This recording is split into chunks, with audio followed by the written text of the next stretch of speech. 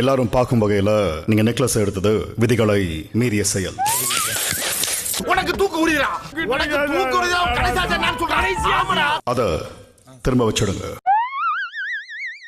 ஜனாவ சிறையில வச்சு போட்டலாம். புடிங்க சார் அவனை, புடிச்சு ஜெயில போடுங்க சார் அவனை.